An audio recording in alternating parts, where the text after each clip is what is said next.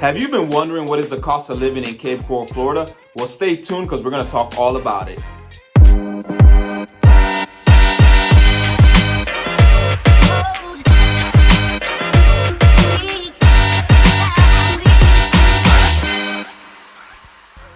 What's up, everybody? It's German with Hernandez Group coming to you from Southwest Florida. If this is the first time visiting this channel and you're looking to know more about Southwest Florida, well, just know that we drop tons and tons of videos about Southwest Florida. Make sure you hit the subscribe button, hit the notification bell so you get notified every time a new video is dropped about Southwest Florida. We're actually getting tons and tons of people calling us, emailing us, texting us that are looking to move to Southwest Florida, and we absolutely love it. So if you're ever looking to move down here, please reach out to us. You could call us, email us, text us, or send a smoke signal, whatever works for you. We have your back when it comes to moving to Southwest Florida.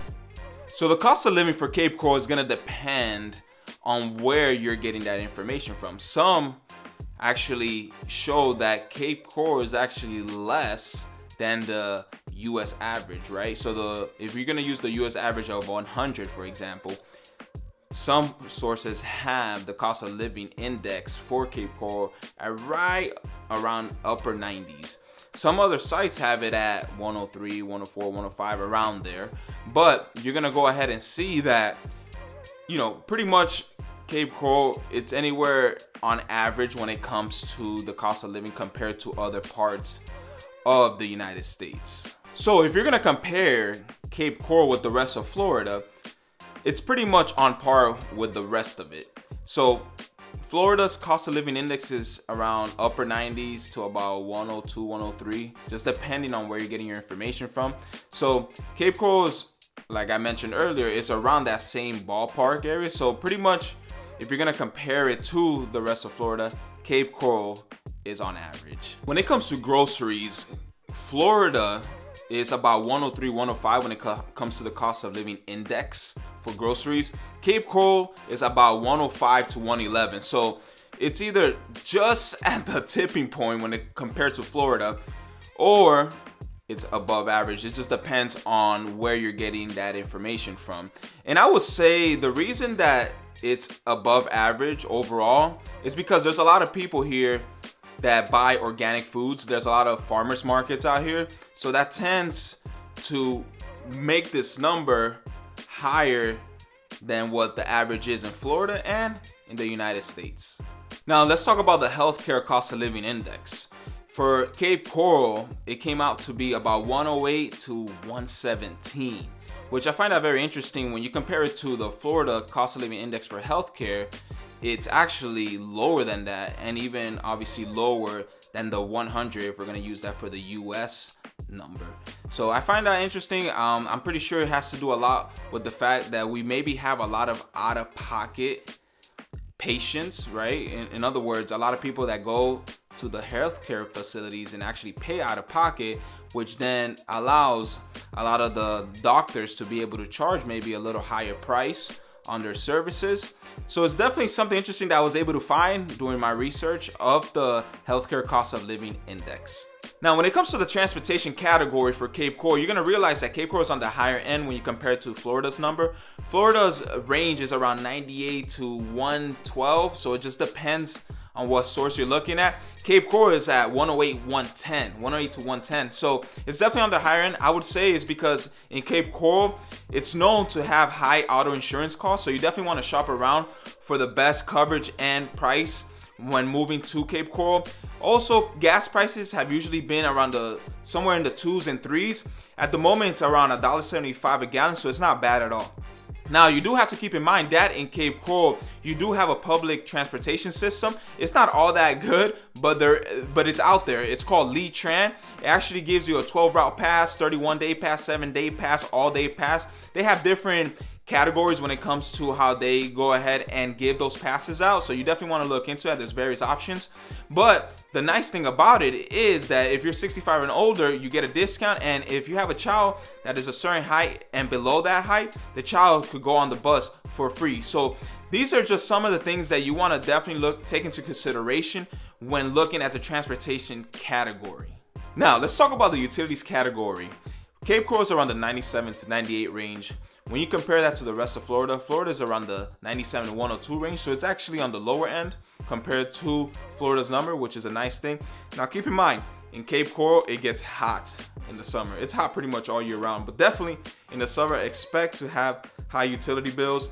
Now, during the winter and fall months, obviously a lot of people open up their window. They let that nice breeze in whenever it does come through, right? Because most of the year, it's hot in Cape Coral, so just keep that in mind. Now, you gotta remember, please remember that depending how insulated your home is, that's gonna affect your utility bills, how much you use the pool, right? If you do have a pool, your pool equipment. Now, depending on the temperature that you keep your AC at, these are different things that you gotta look into. Now, in Cape Coral, there are certain parts where the property has well water, so you don't have to worry about a water bill, but you have to worry about the electricity bill to actually run the well system. So just keep that in mind. That's an extra charge that you got to be concerned about when looking at your electric bill. All right, so now let's go on to the sales tax. Now in Cape Coral, it's at 6.5%. 6 of that goes to the state of Florida. 0.5 of that goes to the Lee County sales tax. So just keep in mind when you're gonna go shopping out here, 6.5% for your sales tax. There are no state income taxes, so be happy about that, right? Now let's talk about the median household income in Cape Coral. It's around the $57,000 to $59,000 range. That actually has been going up. A lot of that has to do with business owners opening up shop in Cape Coral or the surrounding areas. A lot of people do commute from Cape Coral to Fort Myers, Bonita Springs, Estero, and obviously bring that money back. There's just a lot of job growth in Cape Coral, so keep that in mind. Companies are coming out to the Cape Coral area, the surrounding areas, and putting their headquarters up, so that obviously raises salary, raises pay. So if you're looking to move out to Cape Coral and looking to do a relocation, just know there's a lot of opportunity. Let's take a look at the median rent and average rent prices for Cape Coral.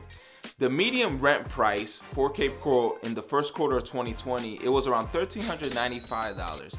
Here shortly, I'm gonna go through a breakdown of the average rent prices in Cape Coral. Now, when it comes to renting in Cape Coral, rent amount is around somewhere in the $1,200, $1,300 range.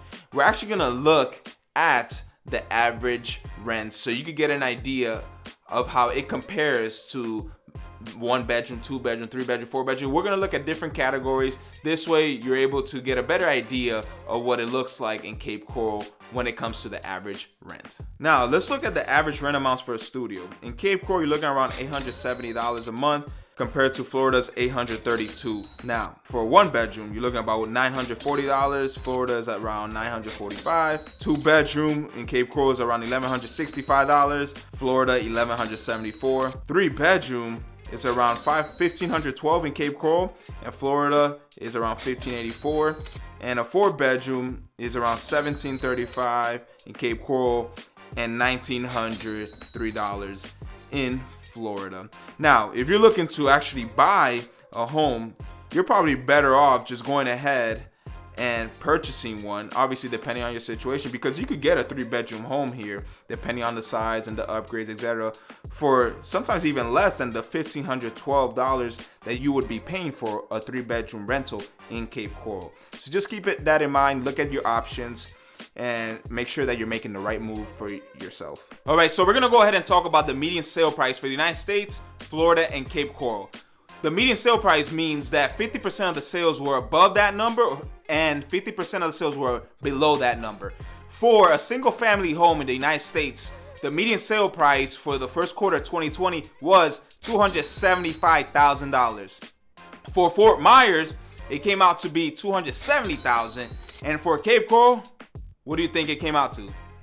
It came out to $250,000. So you'll be getting a sweet deal if you purchase in Cape Coral. Now, for those that are looking to purchase a condo or townhouse in Cape Coral, you're gonna notice a huge difference when it comes to the median sale price and the rest of the country.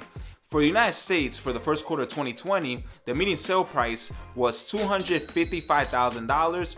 For Florida, it was $205,000, and for Cape Coral was $176,000. Yes, such a huge difference. So just know right now, if you're looking to buy a condo or townhouse in Cape Coral, you're gonna get a sweet deal. All right, so That's it. So you already know, if you're looking to move or relocate to sunny Southwest Florida, make sure you call, email, text, or even send a smoke signal to us. Whatever way works for you to get a hold of us. We look forward to helping you. We've got your back if you're looking to move to Southwest Florida. See you later.